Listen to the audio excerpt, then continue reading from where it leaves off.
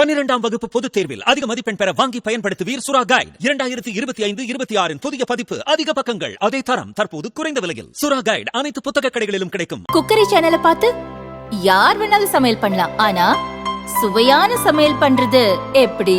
நான் இதயம் நல்லெண்ணெயில சமையல் பண்றேன். ஆஹா ஓஹோன்னு பாராட்டுறாங்க. நீங்களும் இதயம் நல்லெண்ணெயில சமையல் பண்ணுங்க, பாராட்ட வாங்குங்க. தினம் தோறும் வாங்குவே இதயம். உத்தரப்பிரதேசம் சம்பல் மாவட்டத்தில் ஷாஹி ஈத்கா ஜமா மசூதி உள்ளது. அங்கு ஏற்கனவே கோவில் இருந்ததாக கூறி கோர்ட்டில் வழக்கு தொடரப்பட்டது. இது பற்றி தொல்லியல் துறை ஆய்வு செய்ய கோர்ட் உத்தரவிட்டது. கடந்த மாதம் 24ஆம் தேதி இரண்டாவது முறையாக அதிகாரிகள் ஆய்வு செய்ய சென்றபோது மசூதி முன் ஏராளமானவர்கள் திரண்டு எதிர்ப்பு தெரிவித்தனர். அப்போது கலவரம் மூண்டது. இதில் 4 பேர் கொல்லப்பட்டனர், வாகனங்கள் எரிக்கப்பட்டன, பலர் படுகாயமடைந்தனர். பதட்டமான சூழல் நிலவியதால் 24 மணி நேர போலீஸ் பந்தோபஸ்து போடப்பட்டு அந்த பகுதி கட்டுப்பாட்டுக்குள் கொண்டு வரப்பட்டது. வெளியாட்கள் யாரும் நுழைய மாவட்ட நிர்வாகம் தடை விதித்துள்ளது. இந்த தடையை மீறி காங்கிரஸ் எம்பிக்கள் ராகுல், பிரியங்கா ஆகியோர் டெல்லியிலிருந்து கார் மூலம் சம்பல் பகுதிக்கு செல்ல முயன்றனர். டெல்லி உத்தரப்பிரதேசம் எல்லையான காசியாபாத்தில் அவர்களை போலீசார் தடுத்து நிறுத்தினர். காங்கிரஸ் கட்சியினர் ஏராளமானோர் அங்கு திரண்டதால் பரபரப்பும் போக்குவரத்து நெரிசலும் ஏற்பட்டது. இதுபற்றி ராகுல் கூறும்போது, நான் தனியாகவோ உள்ளூர் போலீசாருடனோ சம்பலுக்கு செல்ல தயார், ஆனால் என்னை தடுக்கிறார்கள் என்றார். லோக்சபா எதிர்க்கட்சி தலைவராக நான் செல்வதற்கு உரிமை இருக்கிறது, அதை தடுக்கிறார்கள். சில நாட்கள் கழித்து வந்தால் அனுமதிப்பதாக சொல்கிறார்கள்.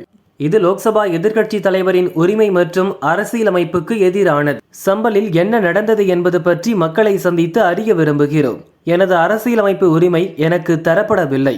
இதற்கு எதிராக தொடர்ந்து போராடுவோம் என்றார்.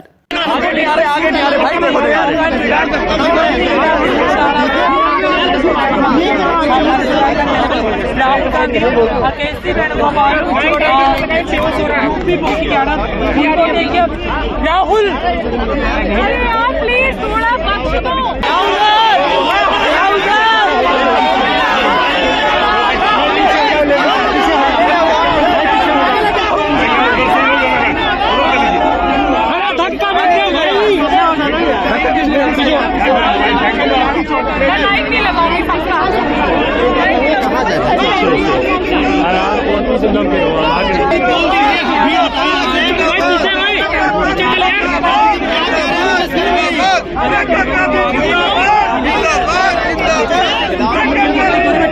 பிரியங்கா எம்பி கூறும்போது, சம்பலில் என்ன நடந்ததோ அது தவறு.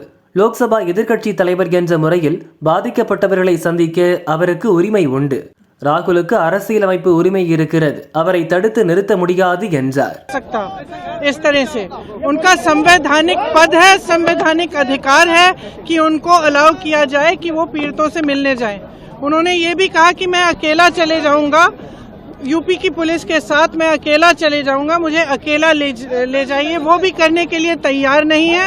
पुलिस वालों के पास कोई जवाब नहीं है। शायद उत्तर प्रदेश की स्थिति क्या ये है कि आप इतना भी नहीं संभाल सकते, तो फिर आप इतना गर्व से क्यों कहते हैं कि लॉ एंड ऑर्डर आपने संभाल रखा है यूपी में।